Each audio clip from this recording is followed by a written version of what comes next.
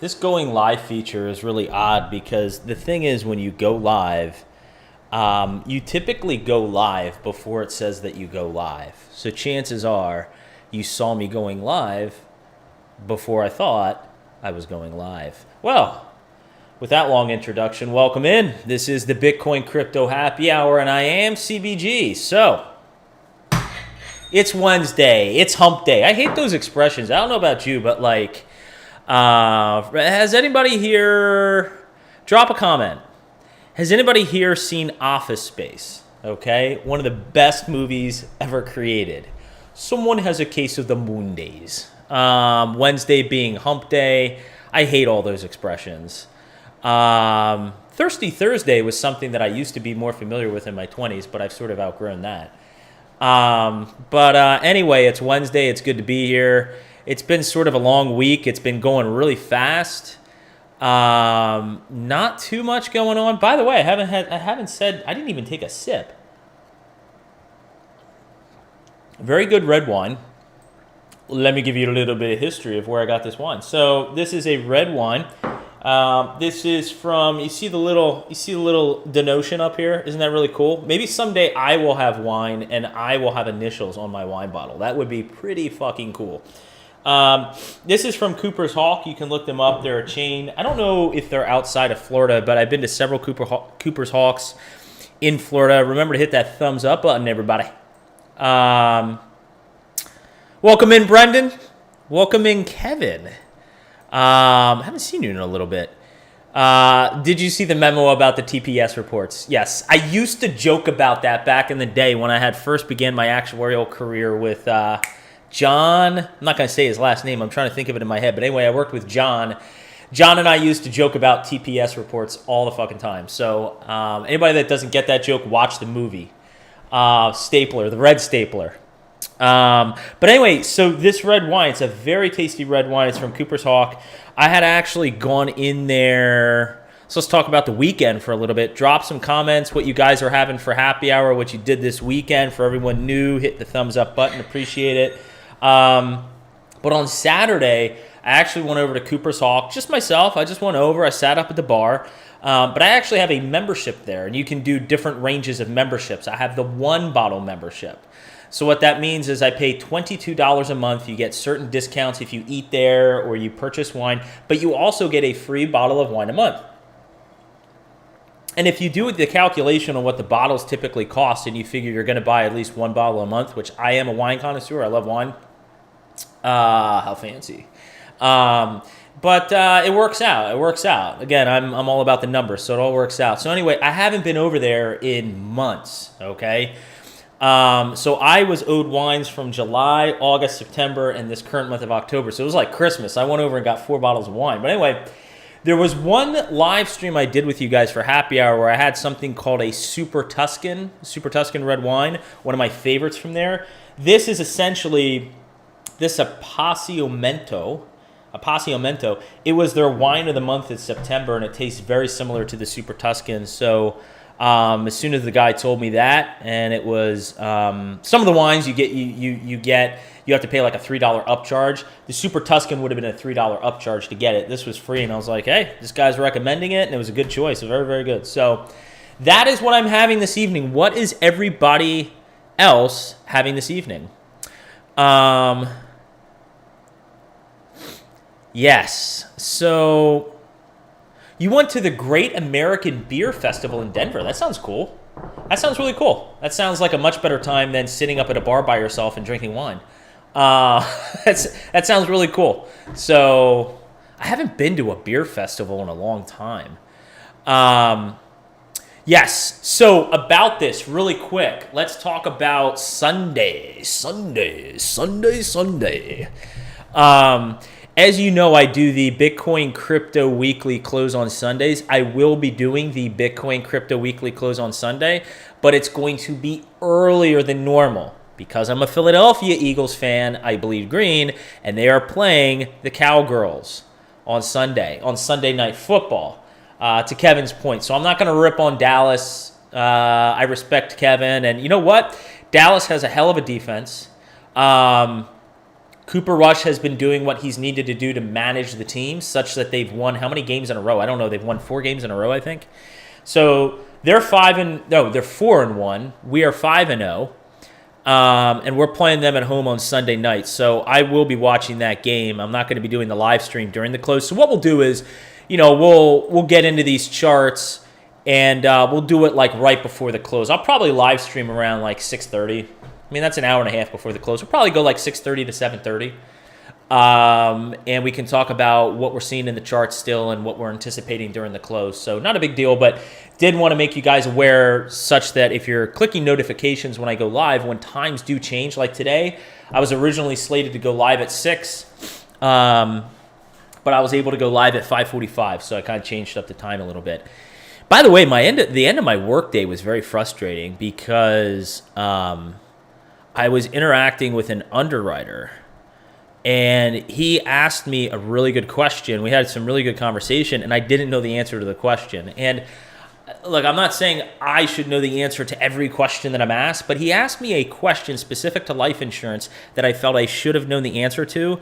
And there's nothing that gets under my skin a lot if I'm being asked a question that I feel like I should know the answer to and I did not know on the spot. So I have to do a little research and make sure I know the answer to that question. But kind of a frustrating way to end the day because I felt like I should have known the answer to a question. I've been doing life insurance long enough, but anyway, we're going to get into things. The only other thing I really wanted to there were a couple things here I sort of jotted down actually before we start getting into a lot of fun crypto things, including the salty, what did I tweet out here? Oh, Charles Hoskinson. Charles Hoskinson has a sandy vagina. He's having a bad day. He's having a bad time with the XRP community. Oh. We'll get into that. We'll get into CBDCs, and we're going to get into PayPal. We'll get into some charts here. We'll definitely get into PayPal.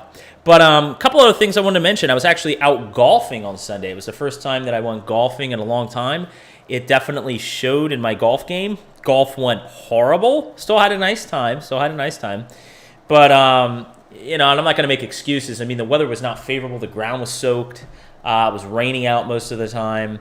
There was a steady rain. But it was still fun to go out golfing. I guess the last thing I wanted to mention related to the weather, for all those in the live stream that are listening, for all those that are going to watch after the fact, this is the time of the year. We're in October.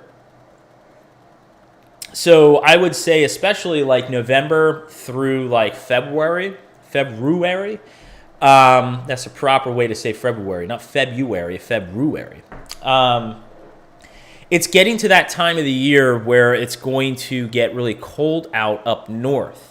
This is the time of the year that it is awesome to be in South Florida. So I say that to say that if anyone is traveling down to South Florida near the Fort Lauderdale area, even Miami, I'd be happy to meet up somewhere. You can DM me. I'd be happy to meet up somewhere for a drink or something like that, meet live in person. I am a real person.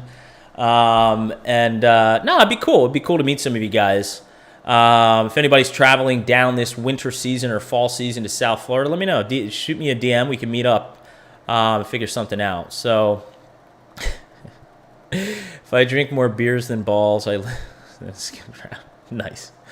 All right, let's get into some crypto stuff here. I think I've talked your ear off enough about stuff going on with me.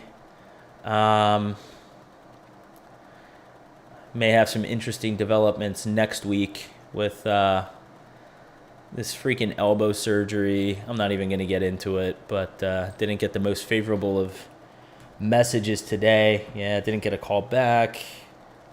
It's amazing, like you ask for 5 minutes of a doctor's time and they just can't fit that in. It's real difficult, at least for some doctors. So there were a couple things that I wanted to talk about here. The first one I wanted to talk about, Charles Hoskinson. Now, this gentleman right here, who looks like he could be my uncle, is actually younger than me. I've shared this in the past. This dude, who looks like he's my uncle, literally looks like he could be my mom's brother. Okay, or my dad's brother, one or the other. All right. This dude is 34 years old. I am older than 34. I am older than Charles Hoskinson, okay? It blows my mind if you put my face next to his face or many other people that are my age, how old this man looks. But let's move past that fact. Yeah, that's not an opinion. That is a fact. Yes. So essentially what happened here, I had a section highlighted. Or was it down here? No, I had a section highlighted and it unhighlighted here. I can kind of speak to it. But essentially what happened was Charles Hoskinson was interviewed. It's kind of funny because I just brought up Thinking Crypto's channel, last week or 2 weeks ago? But he was interviewed on Tony's channel, Thinking Crypto, channel I've been subscribed to for a while. And he made an off-comment remark, and I viewed it personally as a snarky comment. But he basically said that anybody within the XRP community that was pointing to information, it was a conspiracy to say that someone within the SEC had ties to Ethereum, and this was sort of underpinning a lot of things going on within this investigation and this lawsuit. Okay, he came out and just said that it was conspiracy theory stuff, and to me it seemed like a very snarky comment, right? And a lot of people within the XRP, and I do want to distinguish here, in my mind, the clear distinction between the XRP community and the XRP army. The XRP army I view as maximalists. I'm not a maximalist, so I wouldn't consider myself a part of the XRP army. That's kind of how I view people in the army. They're just like they're Bitcoin maximalists, Ethereum maximalists, Cardano maximalists, XRP maximalists. That is not me. But I would consider myself someone in the XRP community who sees the value in the project, the token, the company, what they're going after. Okay, that I consider myself in. But anyway, there were people coming at him and essentially blasting him. And I didn't read all the tweets or whatever, but he was getting really annoyed.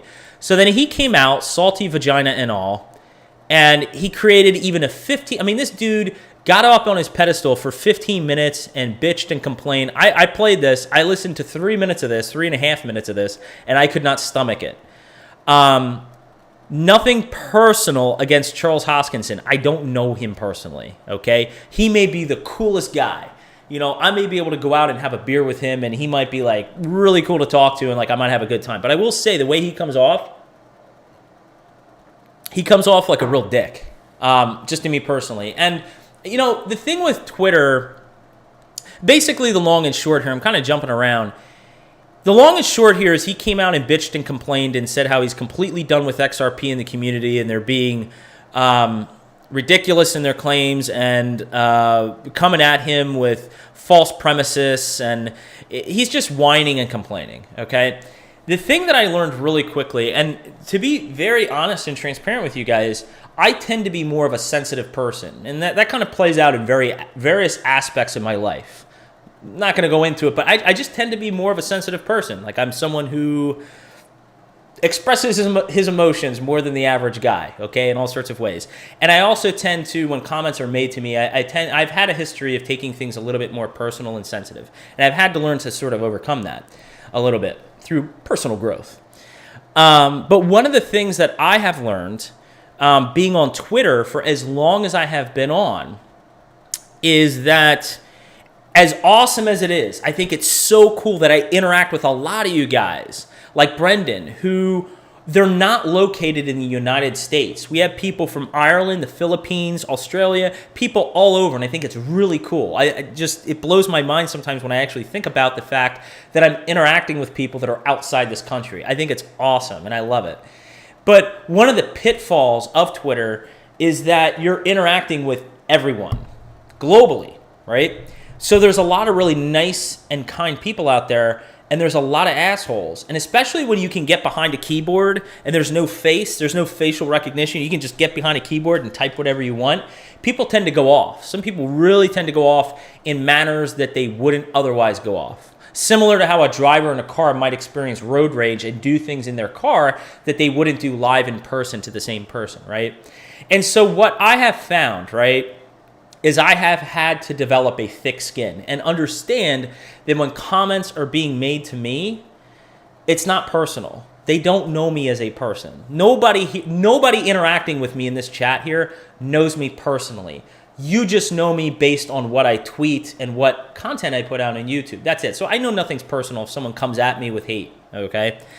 And I can also understand that, you look at my persona, come on, guys, keeping things real here. Like, if you just came to my profile and you looked here, I could see how someone would be very judgmental, look at a dude without his shirt. You go to my YouTube channel, you see me, like, imitating the Macho Man Randy Savage or Rick Rude, flexing, doing all these crazy things, and you might think I'm a complete fucking douchebag. I get it. But for the wise people that are out there, whether you think it is cringe or you find humor in it or you find you find side humor in it, it is my brand of humor, right? And I add a lot of educational value to the space, okay? And that's why you're here. But a lot of people can look at that initially and make some judgments on me. A lot of people could do that to Charles too, okay? So I want to be very even keeled here and be understanding of the fact that there's a lot of people that could be judging him in a way that are unfair. And there could be a lot of people that are coming at him in a way that is unfair. But what he needs to do a better job, in my opinion, of recognizing is that he needs to have a thicker skin and really think about how he wants to approach these individuals. Coming out here and creating a 15-minute sob story YouTube clip that I couldn't stomach for even 3.5 minutes, I don't think is the best way of conducting yourself. You also have to, I really want to take a step back here. We also have to take a look at Charles and really think for a second what also his motivations could be here. Now, there is someone at the core of this, real quick. At the core of this, there is someone in the SEC who is associated with the Ethereum Foundation, and the SEC has already gone on record saying Ethereum is not a security. But there's been no underlying evidence providing why Ethereum is not a security. And this has been a critical component within the investigation within Ripple and the token XRP. Ripple has come out and said, hey, you guys have come out and said Ethereum is not a security. You're coming at us with security violations. What's the criteria you use for Ethereum? Let me see the criteria you use for Ethereum, and we want to see how this stacks up against XRP. Well, they've been extremely resistant on releasing anything, okay? So it is extremely suspect, extremely suspect. The other thing I'd like to point out to you, I just want you to read here. It's Wikipedia. It can't be wrong. Excuse me. Charles Hoskinson is an American entrepreneur who is a co-founder of the blockchain engineering company Input Output Global, blah, blah, blah, and the Cardano blockchain platform, and was a co-founder of the Ethereum blockchain platform. So we know that he was also associated with Ethereum. So perhaps, again, this isn't being a conspiracy theorist, but maybe there's some underlying reasons he'd also want to be defensive of Ethereum if he's a co-founder of that initial project, right? Here's another interesting thing that the representative of Cardano came out and stated, which was just insanity to me. Insanity. Bitcoin, the absolute, I don't care what projects you love or you're just crazy about. If you're crazy about XRP or Cardano or Ethereum or Hedera Hashgraph, Bitcoin is the most successful cryptocurrency project, and you can't argue that. Bitcoin and the blockchain technology and the success of it and the revolution that it has begun to spur has caused and is the underlying foundation for every other project that has spurred up. Without Bitcoin, one could argue so much of what has been created in this space would not have been possible without the success of Bitcoin. I don't know how you can argue otherwise. So now Charles comes out in his wisdom and essentially says, oh, I'm an environmentalist. I think that Bitcoin mining is so wasteful, and we need to go from proof of work to proof of staking. We need to eliminate Bitcoin mining. Where did he say this here? And I had shit highlighted in here.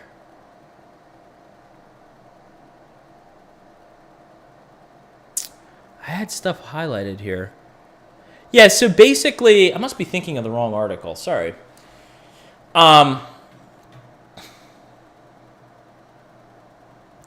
So basically what he's saying here is, and I want to be really clear about this based on my understanding, okay? He wants to eliminate Bitcoin mining, okay?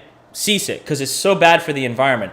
And apparently Charles Hoskinson must be a big environmentalist. He must be donating a lot of his wealth to a lot of things within the environment to help it. I'm sure this is going on. I haven't publicly seen anything, but I'm sure he's making a lot of donations because he's so concerned with the environment. Now,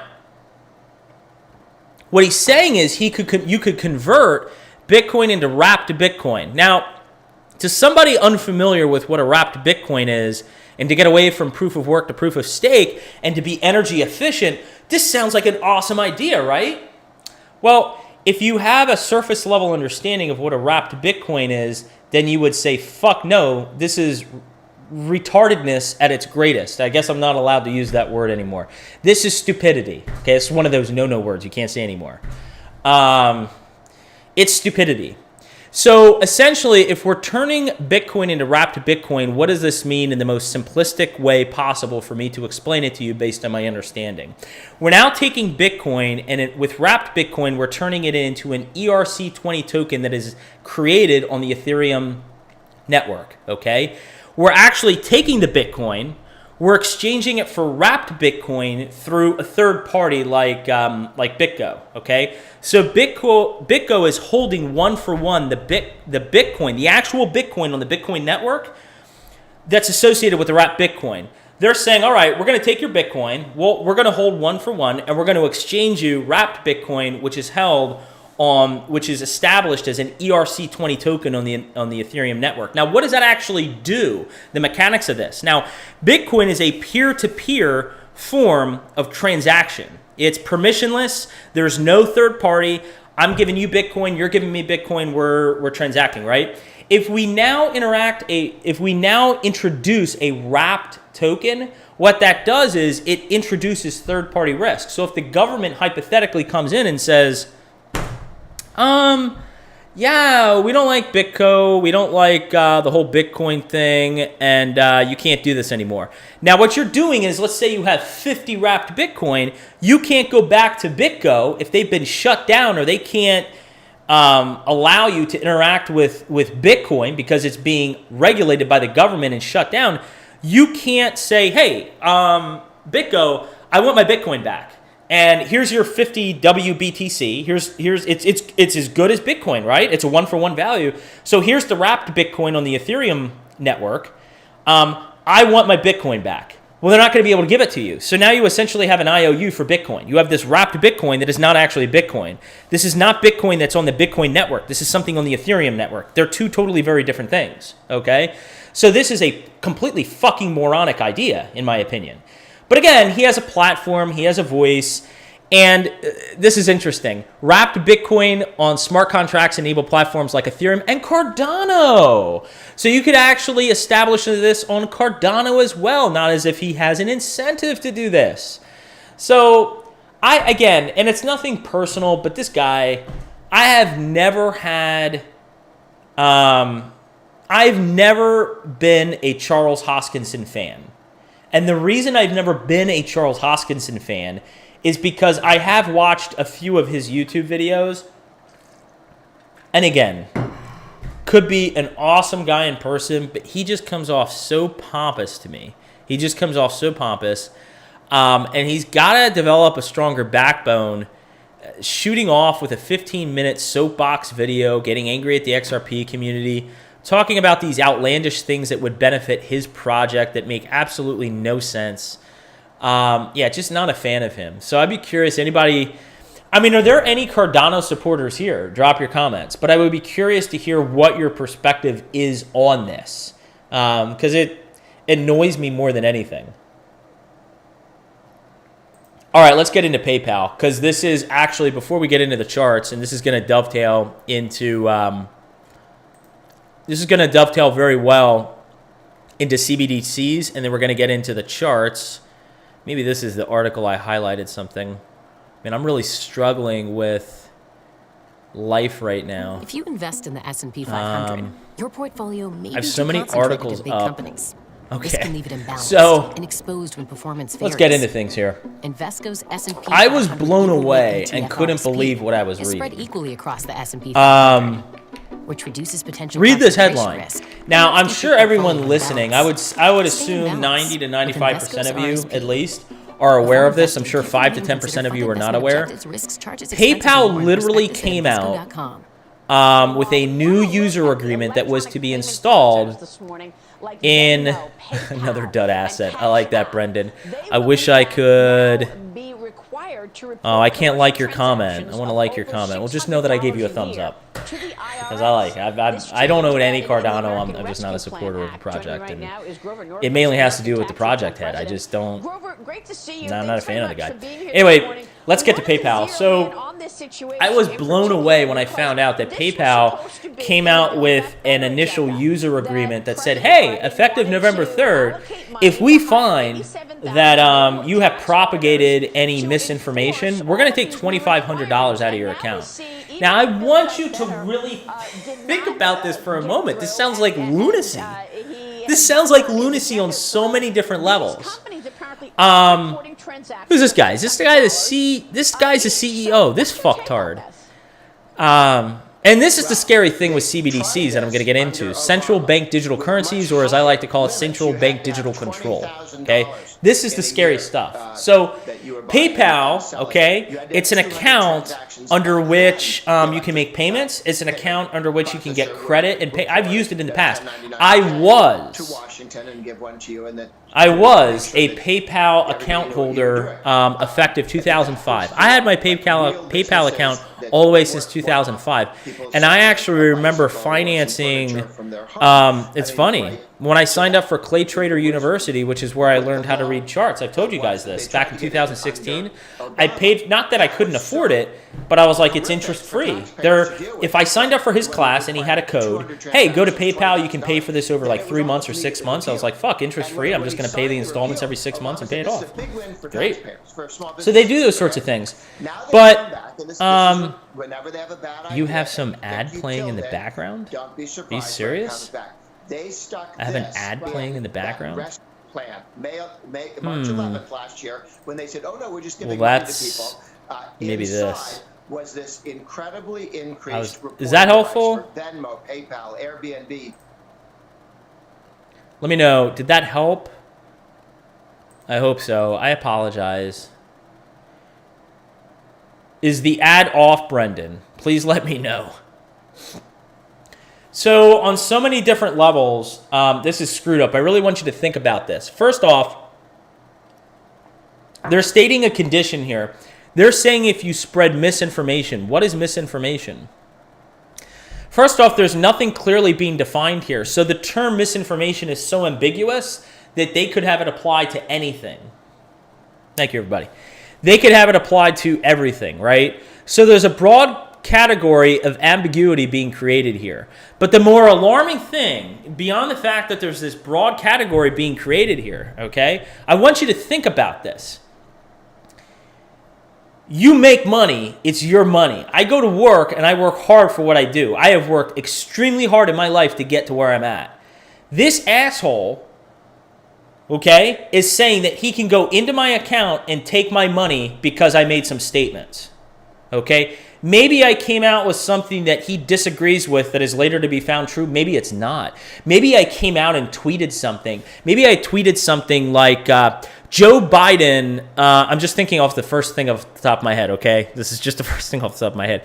Joe Biden was legally born as a woman, okay? He was legally born as a woman. And I'm just like completely going out there on Twitter and just keep making these statements. This asshole, because I'm spreading misinformation, he could categorize it as misinformation and deduct $2,500 from my account. How fucked up is that? Imagine your paycheck bi-weekly is $2,500. Every month you bring in $5,000, okay? So imagine you get your paycheck deposited on a Friday, and then you're counting on that. You live paycheck to paycheck. And you pay your rent based on that. You pay your groceries. You pay for, maybe you're divorced. You pay for child support. And that $2,500 is removed from your account instantly because this asshole is telling you that you spread misinformation. dickholes like this are at the forefront of just, in my opinion, of what is going wrong in this country and the direction that's going. And I'm not going to get on my soapbox and I'm not going to go off. But this is so fucked up on so many different levels. And I agree with you. We're going to get into that comment right there by Brendan. Yes, I 100% agree with you. And the thing about revolutionary changes like this, changes that are very impactful in the everyday ways that we live, most people don't see it coming. Most people don't think that it could happen to them. Think about it. Most people, including myself, never would have imagined we would have experienced a 100-year pandemic.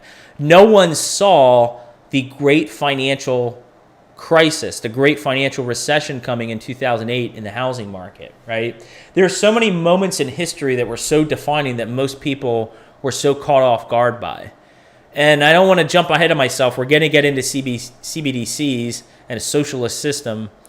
But it's sad. I mean, this is really a sort of paving the way of the way things are going right now. Now, what I want to also show you is that up here,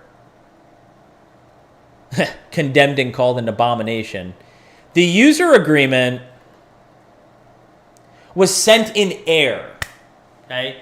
The reality is, not only did the assholes at PayPal come out with the most fucked up, and I don't even know, honestly, I don't know how this isn't against the law, how this isn't attacking, literally going against your liberties and freedoms to speak freely. I don't know how someone like this that could do this, who would enact this in a user agreement, wouldn't be put in prison. How this isn't a crime. Think about it. These assholes are taking your money for making statements. Really, let's just make it as simple as we can make it. And I get real fired up about this because it is so fucked up. And I love the country I live in, and it makes me scared to think this is the direction that we're going. I love the country I live in, but it makes me scared to think this is the direction we're going in. Some asshole can take your money, because you made statements. That's it. And ambiguous statements, okay? Now, not only is that screwed up, but he's also saying, they're also making a statement saying it was sent in air. Are you kidding me? The negative backlash that was associated with this, okay, right here, condemned and called an abomination, that's why they retracted it. Come on. If you really read this headline and believed it, you are, I don't know what you are, but you're missing it. You're missing it.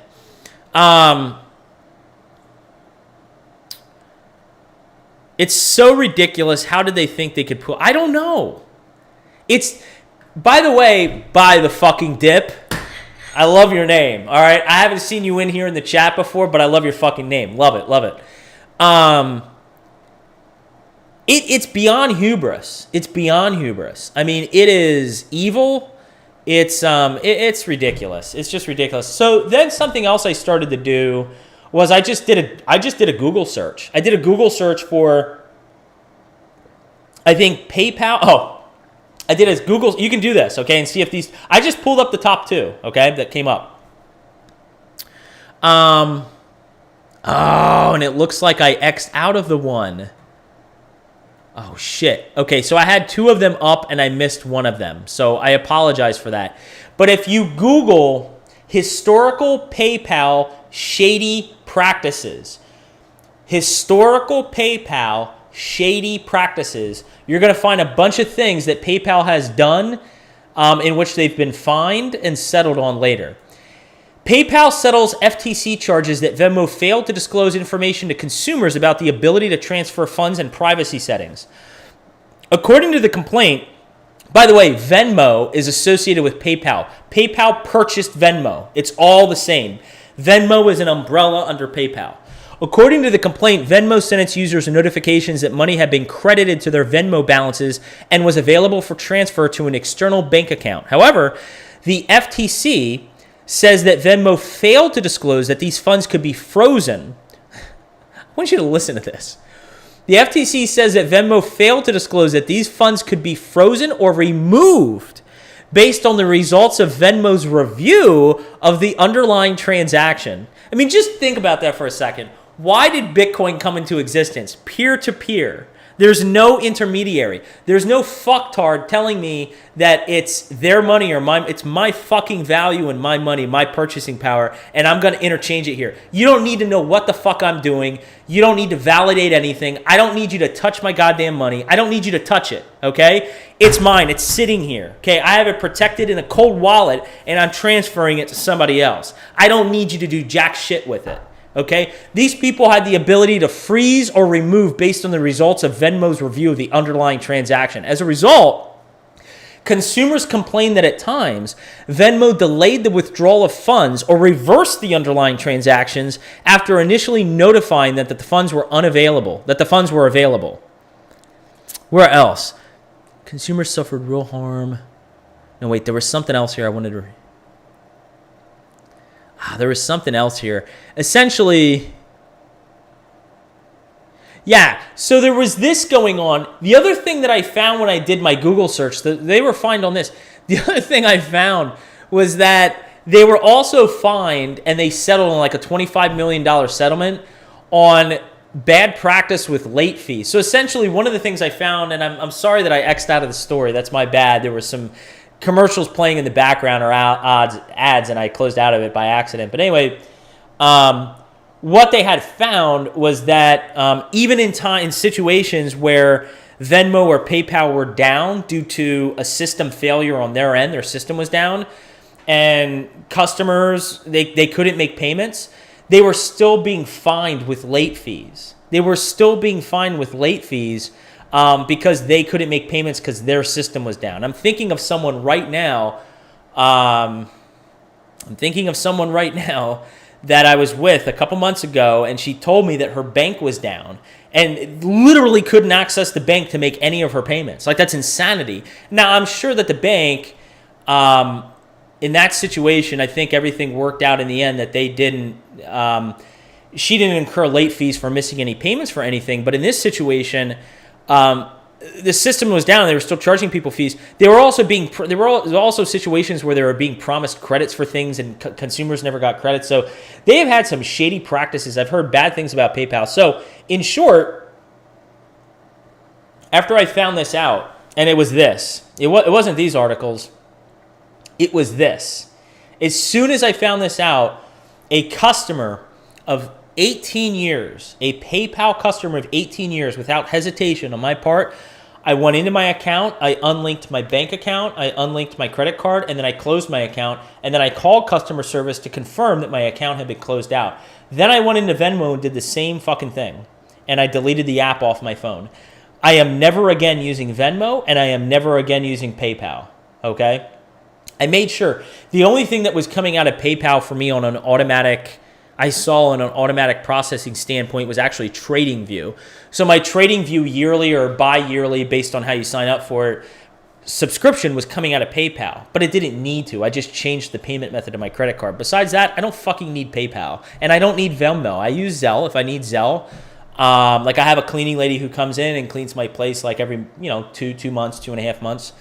I just Zelle her. I don't need Venmo. So that's what I wanted to talk about here. But the other thing that I wanted to talk about, so it looks like a couple people might be talking about this. Yes.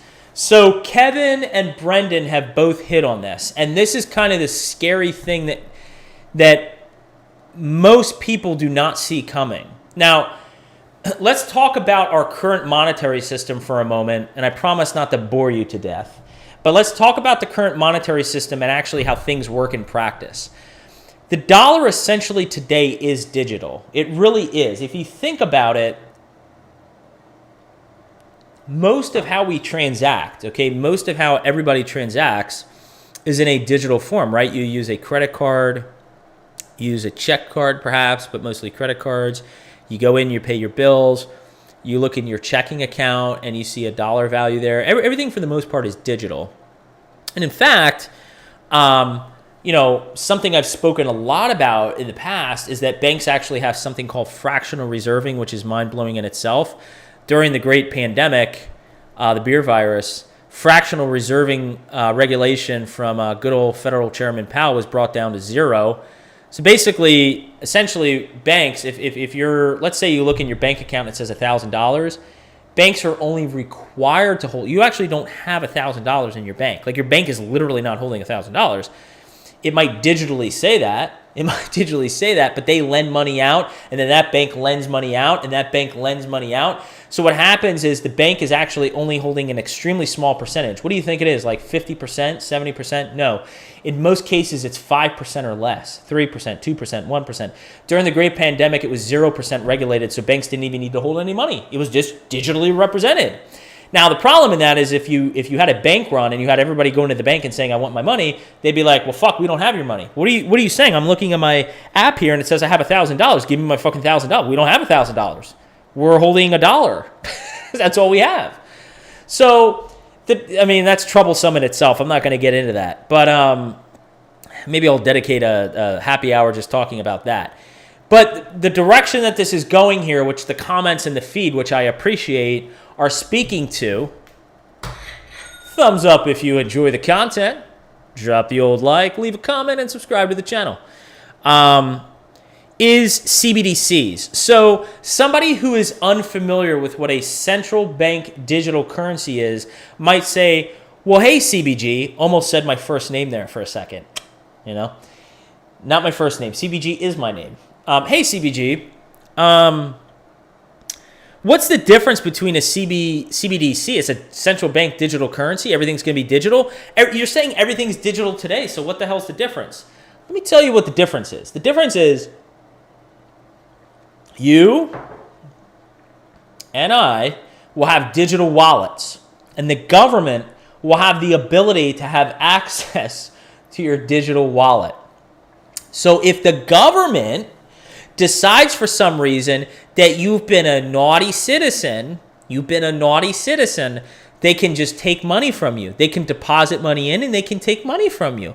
If you've been a good boy or girl, you can keep your money. If you've been a bad boy or girl, they can take your money. Now, you might think that I'm being a conspiracy theorist, but China, to Brendan's point, is already going down this road. And I forget who the representative or governor or representative of the United States was. I forget who said this, but somebody commended China in terms of this implementation. I have to look that up. Somebody commended what China was doing with its social credit system. And that's scary coming from the United States because that would imply we're moving towards a socialist environment. That's pretty fucking scary. So the idea is if the government... Now, I really want you to think for a second. Do you really trust the government? Do you really trust the people who you don't know who are in charge of this country to have direct access to your funds? You saw what happened in Canada, okay? On the Crypto Bros podcast, and I don't know who here subscribed to the Crypto Bros podcast. We stopped it for a while because I had a lot of stuff going on personally in my life, and then we haven't started it back up again. My brother and I need to start that back up again. But we did a podcast talking about the craziness that was going on in Canada, where there was essentially, in short, and again, you think these things can't happen to you in the United States, but Canada is our partner just north. There's crazy shit going on in Canada. So basically there was a protest, and trucks were blocking the way, like the roadways or whatever. And so what was happening were government officials were discovering who these individuals were, anyone linked to the individual, anyone, even if they had nothing to do with the person, okay? Let's say that, I'm going to give you a hypothetical situation. Let's say a divorcee of a husband who is in the protest, blocking a roadway. The government wants to shut off, what they were doing is shutting off access to their funds, telling banks that they needed to shut off access to their funds. And then anyone associated with them, like an ex-wife who has kids and needs to pay the bills and support the kids, their funds are cut off because they're tied to this person. Now you can't go to the store and you can't buy food because your funds are cut off. This sounds so fucking scary, but it happened. It happened in Canada, and there's no reason that it couldn't happen here. If you don't think that it couldn't happen here, your eyes are closed. CBDCs, central bank digital control, is the first movement towards that. If you haven't noticed, and I'm not a historian, I'm just an observer of factual information that has occurred within the past 50, 60, 70 years. If you haven't noticed, government's outreach in general has expanded increasingly over the past decades, okay? That's not how the country was founded. It wasn't the intended purpose of government. Government was supposed to have a limited touch and reach and just there for the people for protection, but not to be in everybody's affairs and day-to-days and controlling in nature. The direction that this shit is going is socialist in spirit and in foundation. And it's scary because the immediate thing I thought of with PayPal, okay, the first thing I thought of when I saw this, beyond it being completely fucked up, the first thing I thought of were CBDCs. And as much as this caught most people off guard, and there was an immediate revolt and rejection, like by myself closing out my account and saying, fuck you, I don't want anything to do with you. Yeah, fuck you. Don't think that similar things are going to happen eventually down the road with CBDCs. If the government, look, just think about this for a second, and we'll get off the topic and we're going to go to charts. If you have a digital wallet and everything's digital, we're getting away from paper dollars, okay? The government has direct line of sight and access into your wallet. Why can't they look at it and say, you know what, we're trying to control carbon levels or whatever the fuck for the environment. We're trying to control those things. Why couldn't they say, if you're, and I actually don't eat red meat. That's my one dietary restriction. I don't eat red meat. But let's say you love prime rib or steaks or whatever. You've had enough steaks this week. We have direct access into what you're spending money on, and we see that you've bought 2 pounds of red meat for this week. That's enough for you. You're going to have to go to chicken. Now you buy chicken and turkey. Oh my God, you've got 2 pounds of that. You're going to have to go vegan for the rest of the week. Like, again, an extreme example, but some of the lunacy within that statement, how can you not think that that isn't possible to go down that path? I mean, that is the scary thing about CBDCs. And again, this is the power associated with a currency, a true currency, not money, something that retains its value over time, which is the difference between currency and money. Okay? Excuse me. Money is something that retains its value over time. Currency is something that doesn't necessarily maintain its value over time. That's the big distinction between currency and money. So that's why there's so much value in money that is associated with something like Bitcoin. If people, look, what places value in something? It's people. People place value in something, right? So if the people speak and place value in something like Bitcoin and can just interact without any intermediary, this is what is scary for people in power because it cuts out banks. It cuts out the government. I mean, this is scary shit for the people in power. And transitioning here, if you don't think this is scary, let me show you something here. Look, this is 5 years ago, okay? Let me bring this forefront to the charts. Back here, okay, even fewer people knew about cryptocurrency, all right? We hit a blow-off top at $19,666. Let's just call it $19,000 to $20,000, depending on what exchange you're on. Right now, this is 5 years ago, okay? Just about 5 years ago. Right now, for all those that are salty, we're consolidating in the same range that was a blow-off top back 5 years ago. That is perspective. Think about this for a moment, what that means in layman's terms. We hit a price level back 5 years ago that was unsustainable. There was too much exuberance in the market. We entered a parabola, much like what I'm talking about with the DXY. This is a parabola. This is unsustainable. At some point, this is going to fucking crash hard, and it's going to be awesome for cryptocurrencies and assets in the stock market. Bitcoin did the same thing back in late 2017 and early 2018, okay? It hit a level that was unsustainable and euphoric. Right now, we're at the same price levels, and it is sustainable. It's consolidating. Prices actually, for all the fear-mongering on all the 500 and 600,000 YouTube channels that have the video. You know, there's a channel I've spoken to in the past. All his goddamn clips, I cannot stand it anymore. His thumbnails are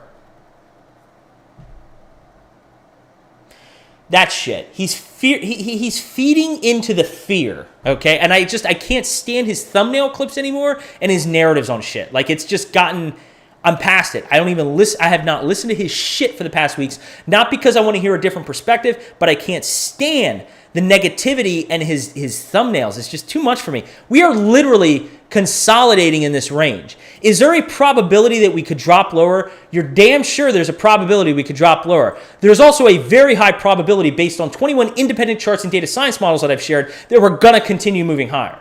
Okay? And I can't emphasize that enough. But the key point of why I brought it to this point in the discussion is we're consolidating at a level that was a blow off top before. That is mega bullish. And that's mega scary for the people in power because this thing has been in an uptrend for 12 and a half years. On a complete fucking uptrend. Every time we said we were going to die, we went up. We're going to die, we moved up. We're going to die, we moved up. We're going to die, we're going to continue moving up. Okay, it is scary for the people who have stuff to lose. So don't lose perspective on that.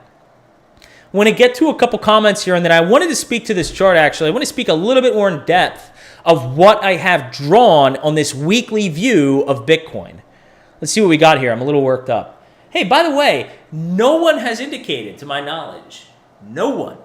Oh, by the way, wanted to speak real quick to the shirt here. I got a couple new Bitcoin shirts. Need to get some other projects. I need to get some other project shirts like HBAR, maybe a decentralized, Decentraland one, maybe even Ethereum, something. But got a couple new shirts. Wore one on the Bitcoin Crypto Weekly Close. This was recommended to me. Does this not look like a superhero t-shirt? I feel like it's like a giant gold bee. You know, I didn't think it was going to look exactly like this, but I'm fucking digging it. Like, I like it. I like it. It fits nice. You know, it looks like a superhero shirt. Let's see what comments we got here. Thank you, Buy the Fucking Dip. I'm glad that you've been a follower for a while. Silent supporter. I appreciate that. Yes, banks do create currency, not money. That is correct. So, you know, God damn it. Brendan, thank you for the question. So I have so many thoughts in my head and so many things I want to learn about. Actually, real quick, so I recently downloaded the Audible app because I personally, I don't know if you guys can relate to this. I'm not one to sit down and read a book. I've never been like that. Auditory. I'm all about auditory. I listen to podcasts. I listen to YouTube videos. So it's about time that I downloaded Audible. And I can listen to books. And I really appreciate that a lot more and just lay down and listen to it. I'm doing static cardio. I can just listen to it rather than just sit down and read. That's just me. I am currently reading the Fiat Standard. So there's a book, the Bitcoin Standard. Actually, passed that off to somebody at work as a Christmas gift. That's funny, a couple years ago. But the Fiat Standard is what I'm currently going through. The milkshake theory, the dollar milkshake theory, that has been on my list, and I feel like I've watched a video or two on it, but not enough to be very well versed in it. So thank you for bringing that to my attention, because what I will do is look something. If you have a book recommendation, DM me. Well, you can comment if you want, but DM me on Twitter. I would love a book recommendation. And, my new shoes were just delivered. I just got some new Lacoste shoes. Look at that. Green is my favorite color, by the way. CBG's favorite color is green. I'm getting some white and green shoes. I really like the way they look. Anyway, it's like every time Amazon delivers a package to you, it's like Christmas. It's like Christmas. I actually got a package that was meant for somebody a couple units up from me. I have to go up and deliver it to him. But I get packages in the mail sometimes. I'm sure you guys can relate to this. I'm like, what the hell is this? Oh, yeah, I ordered that. I don't even remember ordering that on Amazon. But sure, yeah. Merry Christmas. Merry Christmas to all. But Brendan, if you can recommend a book on the dollar milkshake theory, I need to catch up on that. It's been on my list and I just have not yet. Tom, you're damn right there's been an HBAR pump. It's having some nice price action based on the Coinbase news of finally relisting it and getting it back up. Actually, I don't know if buy-sell activity has been activated. I just know that you can transfer tokens in and out. I haven't checked to see if you can buy and sell. I've been buying on Binance US. That's where I did all my buys prior. So, and I'll continue to do my buys on Binance US. I've increasingly been using Binance US. I might check out becoming an affiliate associated with Binance US because I've been really happy and impressed with the level of customer service. They offer a lot more tokens that I'm interested in. I think they have a broader range of tokens than Coinbase. So I think moving forward for the time being, I'd be a much bigger supporter of Binance US over Coinbase. So I'm going to look into becoming an affiliate for them. That is something, they sent me a link. I was DMing somebody on Twitter about that. So I'm going to look into that. But Josh, welcome in, my friend. Going with the Buffalo Trace tonight. Well, I am, this will be my last little bit here. This was left over from another night a couple days ago. So you're having Buffalo Trace. I'm having a really nice red wine that tastes really good. Hopefully a little bit will be left over for dinner. Appreciate it. Yeah, I appreciate it. I could listen to it over dinner today. I don't have any plans, so. You use Binance International. BTFD, do you mind sharing? If you don't want to, it's okay. Like, I completely respect privacy. Do you mind showing what country you're in? I'm curious. You use Binance International, so you're not in the U.S. What country are you in? Buffalo Trace, my friend. You know, I actually have been staying clear of the liquor lately. I haven't been having any liquor. I would say the past couple weeks I've been sticking to wine. For a while there, I was doing no wine and I was doing liquor if I wanted to drink. And then I don't know, I just got off of it and I really missed having wine. So if I drink, it's been wine with dinner or a happy hour with my friends here. Let's talk a little bit about this chart. So what have I sketched out here? Hong Kong. Nice, my friend. Well, fuck yeah, I'm glad to have you in here. And I hope to continue to have you as a supporter. And something else I'll throw out there as I'm pulling this up. Guys, if you ever have any recommendations for the channel, and I'm going to throw you out a recommendation that was shared with me that I'm currently having still to this day, look at the video. Look at my beautiful smiling face, all right? It's in the upper right-hand corner. Was it Brendan? Brendan, were you the one? I'm pretty sure you were. Someone, and I think it was Brendan, had shared with me, hey, you should move from the lower right-hand corner up to the upper right-hand corner. So if you guys, and I obviously have taken that into account, I haven't looked back, so everything is in the upper right-hand corner when I'm doing video. But what I was going to say is if you guys ever have any recommendations for the channel, things that I should discuss less of, things I should discuss more of, things I should do more or less of, like, I don't know, like, let's see, like I got, for instance, I got this, you know? Wait, hold on.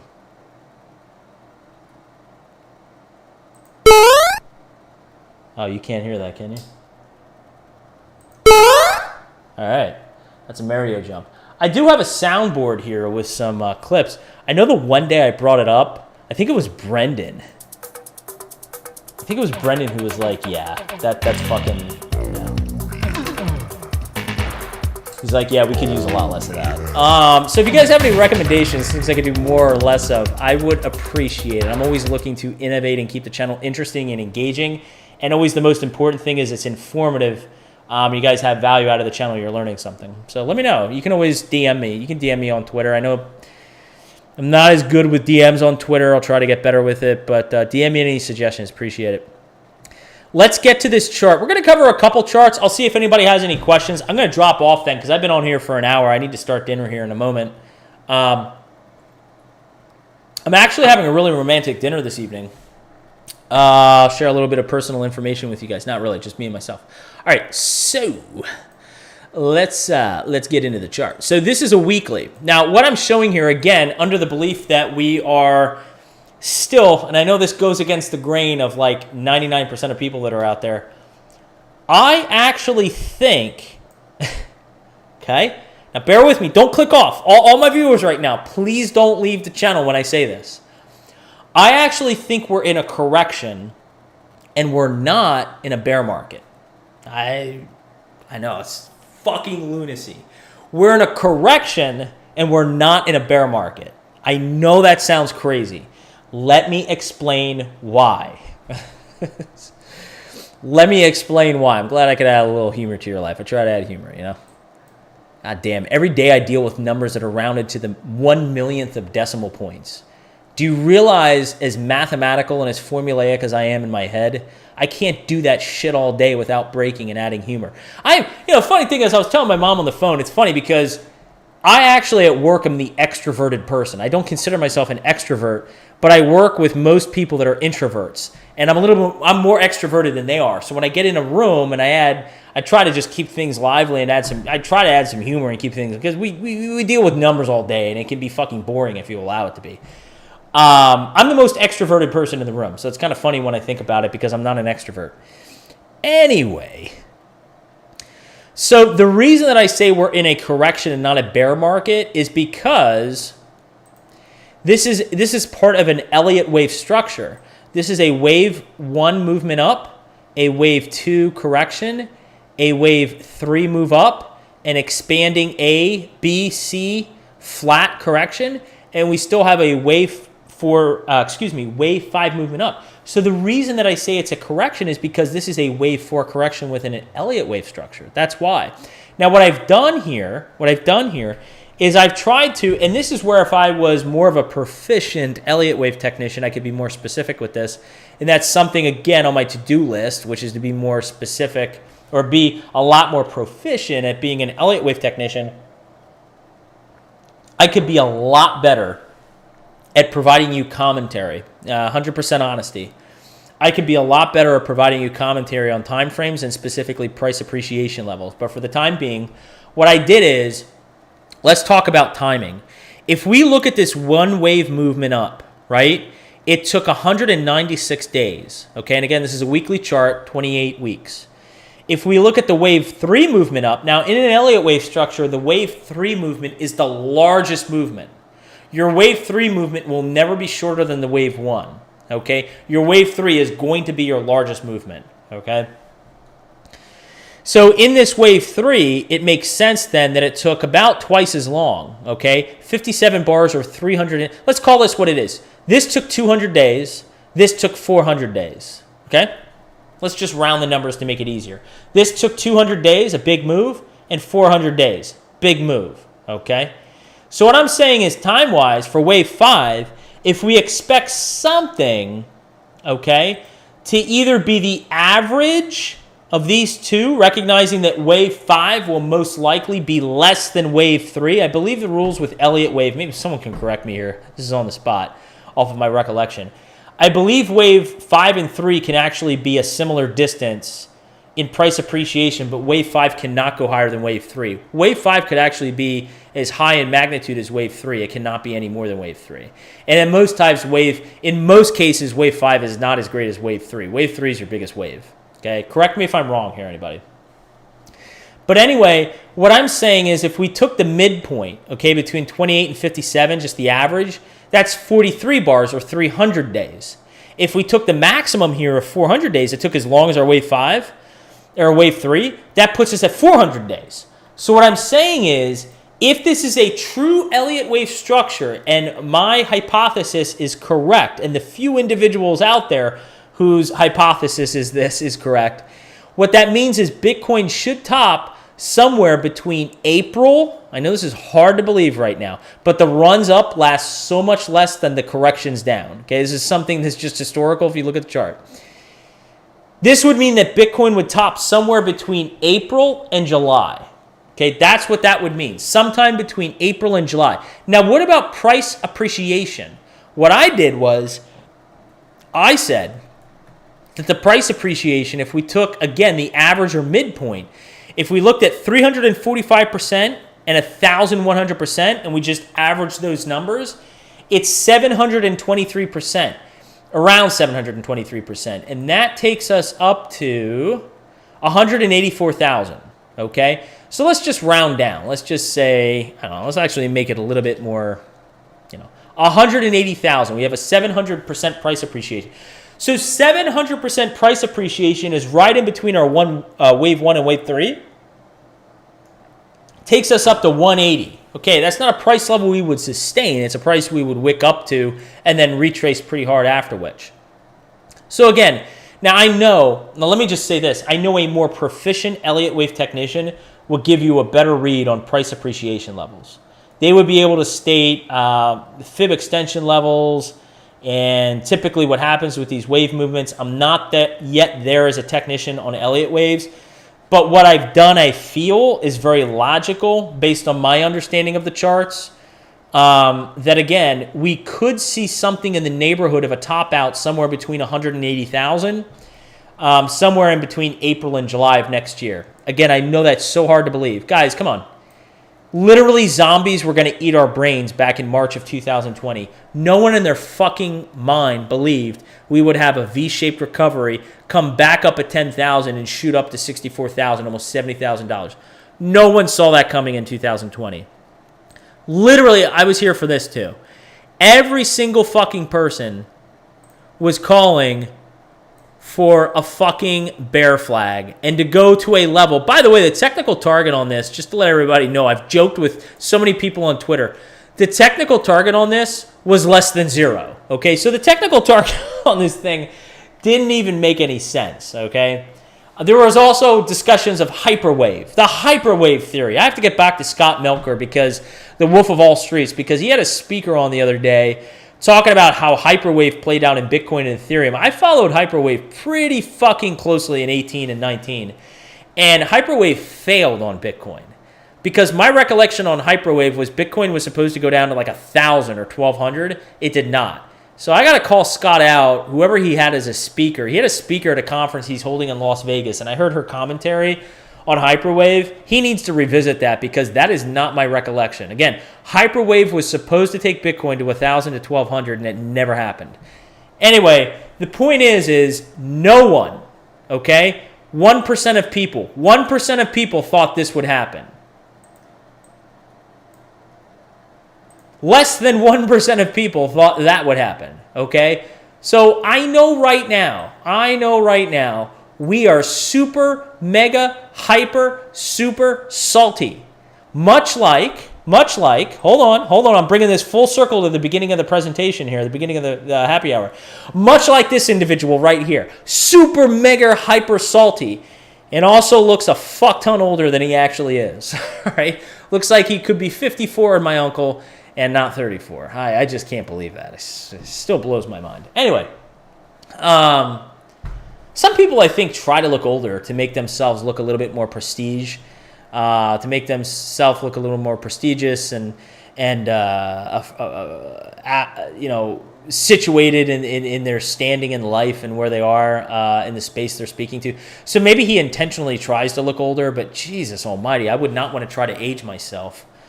I mean, I feel like I feel like I'm 25 years old. That's how I feel, like young at heart. And I would love to look that way. That I don't really want to age and look like I'm 110 years old at the age of 34.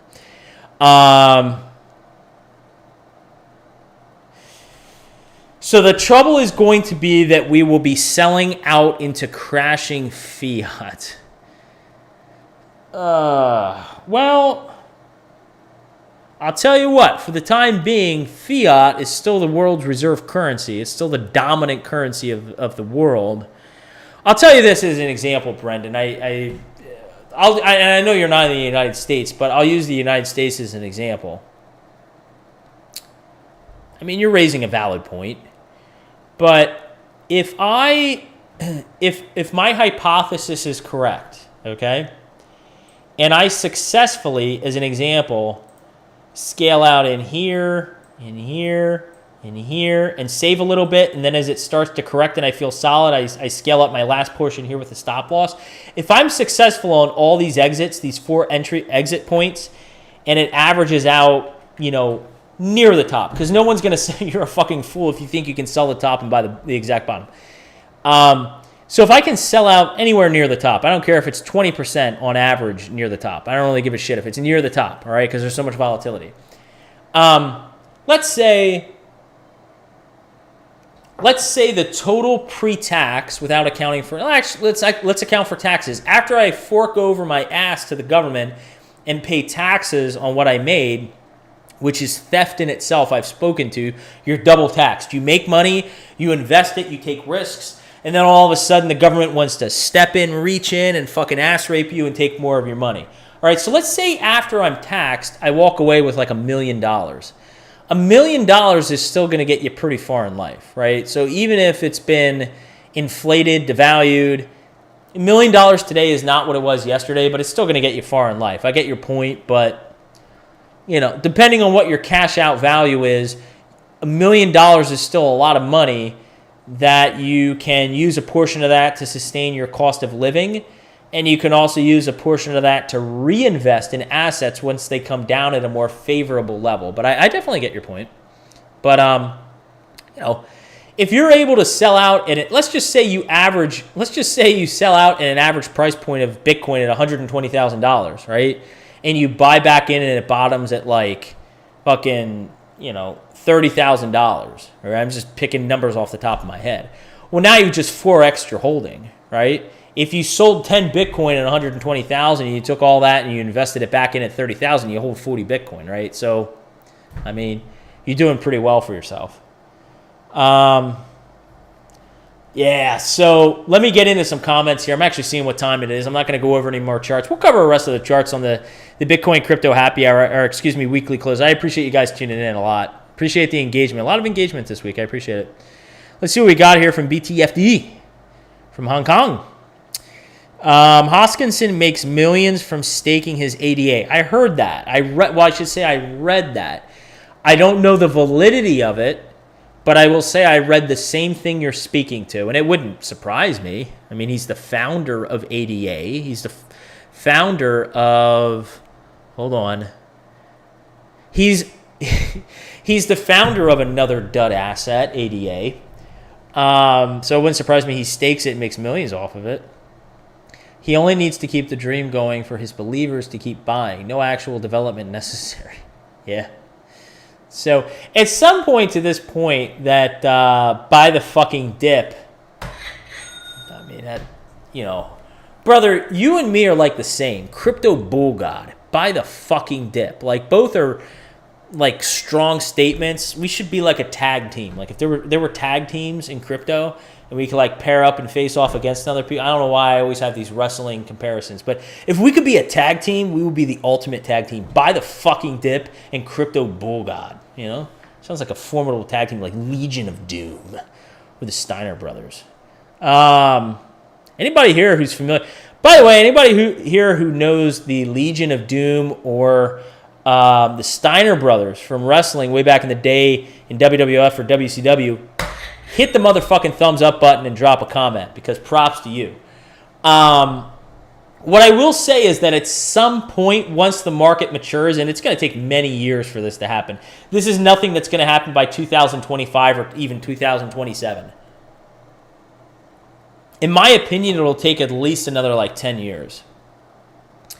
Once utility become actually more valued in the space with something like an H-bar or an XRP, when there are actual real-world use cases where people are actually using it and it serves a purpose, the market is going to change so much. Look at the stock market, how there's different sectors and they move differently. Like pharmaceutical companies, I was thinking about this a lot today, actually. Pharmaceutical companies move a lot differently than your household staples, right? When you go through a recessionary environment, a lot of the riskier plays go down in value, right? And a lot of the conservative plays, like things like hand soap and why am I clapping my hands? Things like hand soap and toothpaste, they go up in value, staples like that, right? You're going to have the same thing happen with crypto assets at some point, in my opinion. You're not going to go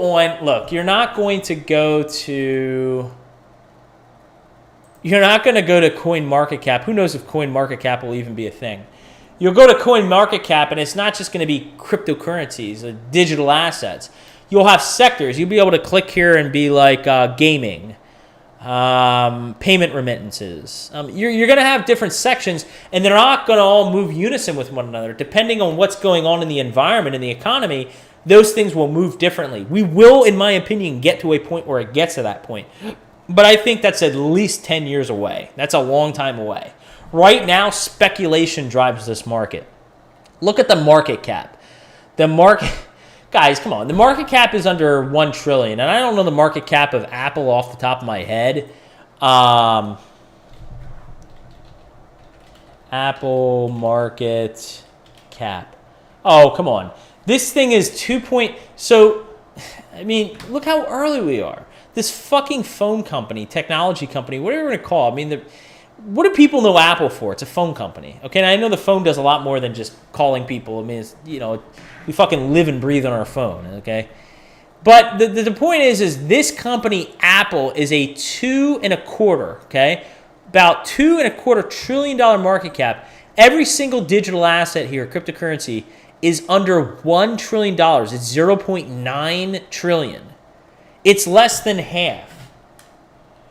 0.922 divided by 22. So the entire cryptocurrency market capitalization is 41%. We're going to round it 42% of Apple's market capitalization. Come on, guys. We're so young. Speculation drives this market. Bank regulatory 1% holding of crypto has been increased to 5%. They're going to buy up as much as they can. I read about that, actually. Yes, I have read about that. There's a lot of, especially with interest rates where they are, banks have to be a lot more speculatory. Institutions find a need to be a little bit more speculatory in nature to drive returns because the interest rate environment is so competitive. So it's not surprising to see what Brendan is pointing to. Very good comment by Brendan and a very factual statement. Something I was reading about actually as well. All right. I am set to have speaking of going vegan, as I mentioned earlier, every now and then I have a vegan meal. So I'm doing a Beyond Burger. And then I'm going non-vegan. I'm also going to have a Beyond Burger and a breast of chicken and make a little salad this evening. So that's what I'm having for dinner. And I'm going to finish up about 2 sips of wine here. So appreciate everyone tuning in to the Bitcoin Crypto Happy Hour. If you haven't subscribed to the channel for notifications when I go live, I'm going a little earlier on Sunday for the Bitcoin Crypto Weekly Close. Keep that in mind, stuff for notifications. I don't know if it's going to be 6:30. I don't know if it's going to be 7 o'clock. Subscribe for notifications when I go live, but I will be here to close out the week and give you commentary on the market. So thank you once again. I appreciate your viewership. I appreciate the support. And as always, spread awareness and carry the education forward, guys. Take care. Have a good rest of the week.